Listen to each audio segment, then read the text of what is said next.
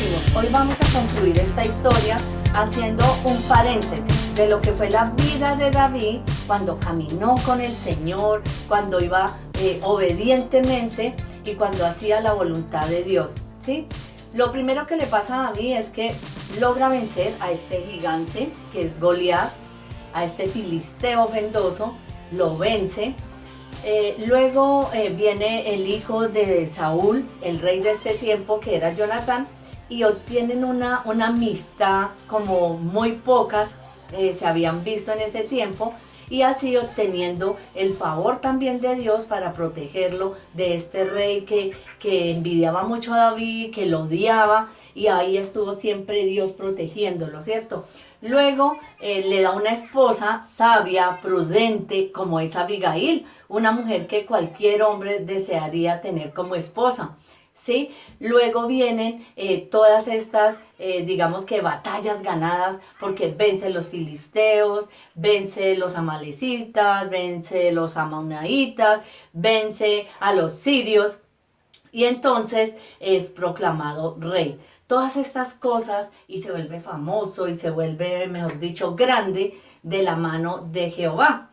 Pero se suelta de la mano del Señor y empieza a desobedecerlo, le da rienda suelta a su carne y esto trae consecuencias terribles. Entonces, ¿cuál fue la primera de ellas? Pues cae en pecado con Betsabé, alimentando su carne, alimentando sus ojos, ¿sí?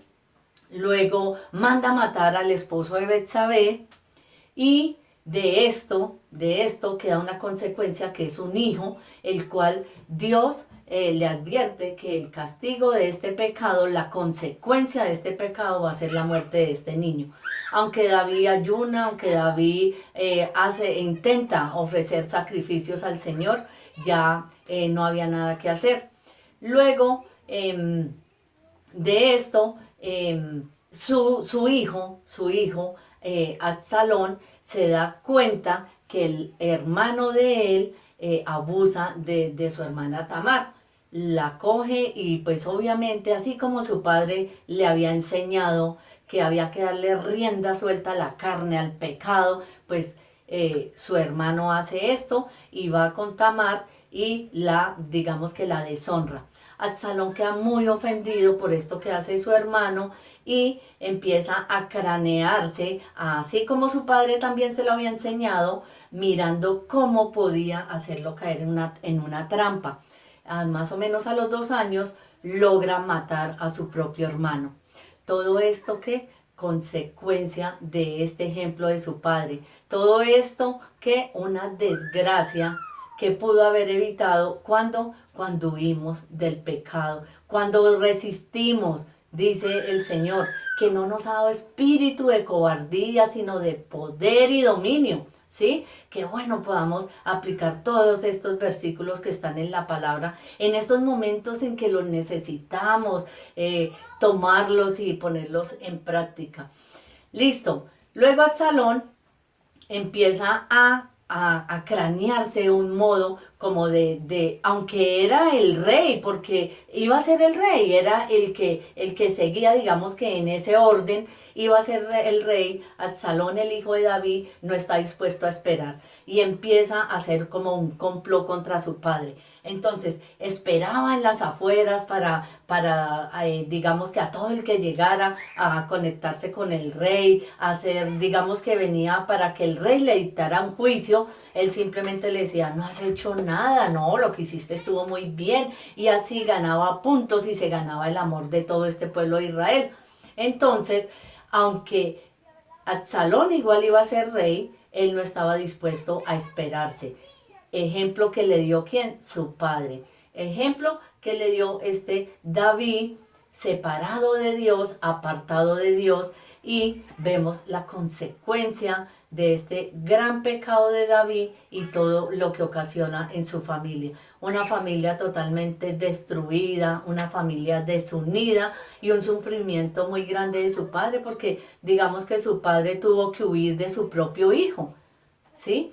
Y todo debido a que a todo esto que desencadenó una gran equivocación de David.